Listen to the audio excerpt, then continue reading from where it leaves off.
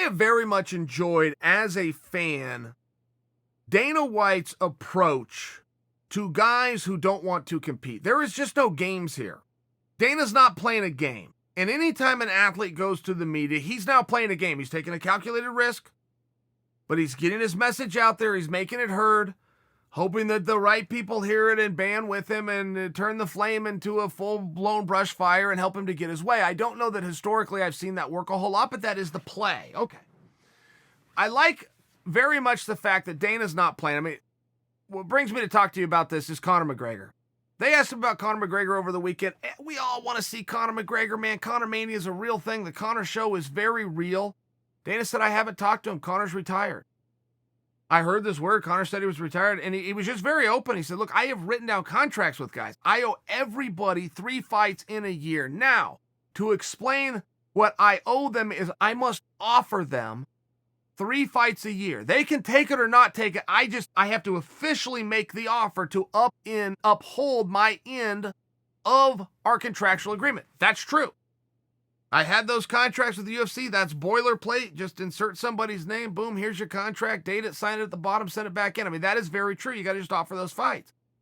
But what Dana said that I really did appreciate, and this was a major respect that he showed to the sport, and a major respect that he showed to the locker room. He said, and I quote, I don't chase anybody because I have a roster full of guys who want to compete. And that really is the appropriate way to do it. And we can all have a whole nother conversation of how much we want to see, and then fill in the blank. But we can also have a full conversation of guys that we want to see that we fully respect when they step aside. Ronda Rousey comes to mind. Rumble Johnson comes to mind. Daniel Cormier, though he has 1 fight left, has already said he's stepping aside. We fully respect these things. You tip your hat and you let them walk out the door. And whether they leave in a ceremonious fashion or they leave in a surprise fashion. I could give you a few names that also just one day just weren't fighting anymore. Rico Rodriguez, who was champion, he never had a retirement party, never announced it, didn't play any games in the media, no dangle a carrot, no beg me to come back. He just rode off in the sunset one day.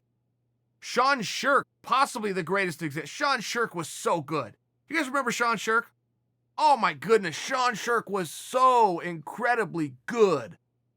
Championship fight, even matches he didn't win. Go see Sean Shirk versus Frankie Edgar. You ever want to see a great fight? Go see Sean Shirk versus Frankie Edgar. And I actually cut weight.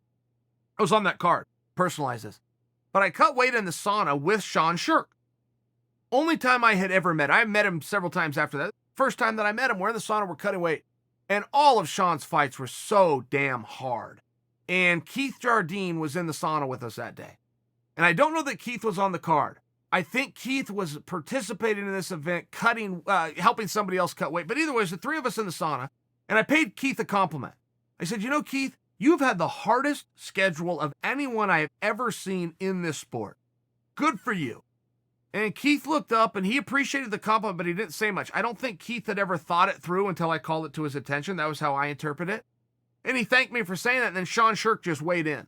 Sean goes, man, I do it the same way you do, Keith, and you sure have had a hard schedule, but harder the fight, the better, because that just makes me think I'm going to get more money. But that was just Sean's approach to things. And I only bring this Sean Shirk story into it because there are some real greats who were not done. They had plenty left in them, plenty of time. They just wanted to go and try something else. Rumble Johnson, fine example. When Rumble Johnson stepped away, nobody knew he was going to do it. No fans, no media, his own team and coaches. Remember when he did that on live TV and his own coaches are looking around, oh my God, is he serious? And Rumble said, man, I got a once-in-a-lifetime opportunity and I'm going to go take it. I don't know that we ever heard what that was. There was rumors going around all the way up to he was going to do something with Ford Motor Company, all the way over here where he was going to be the strength and conditioning coach for the Rams, the NFL team. We were hearing all sorts of different things. I don't know where that ever landed, quite frankly. But the point was we respected it. There's something about when a guy retires, but he's doing that and dangling it in the media and he says all sorts of things all over the place and he changes his mind left, right, and center, that it's a little harder to take serious. But I think that should be for us.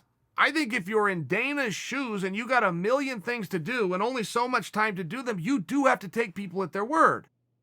And it's very appropriate to let people know what you're thinking.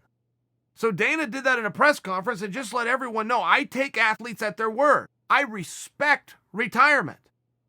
And if you use that word, I will not bother you. Full respect.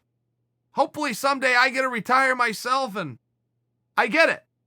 But my focus and my energy isn't going after guys who say they don't want to do it. It's going to be with guys who haven't had those same opportunities, who haven't been in the spotlight yet, who haven't had those big matches, who haven't got to walk out into those roaring crowds. And I'm going to give them their chance. There's something very cool about that approach, but there's also a leadership being showed to us. The rest of us in the business need to also take that. We don't need to go bother somebody that says they don't want to do it. That's not what we do. That's what bullies do. You see some kid, he says he doesn't want to fight. You leave him alone. You leave him alone. You respect that. There's plenty of other rough and tumble guys that do want to do it. Go talk to them.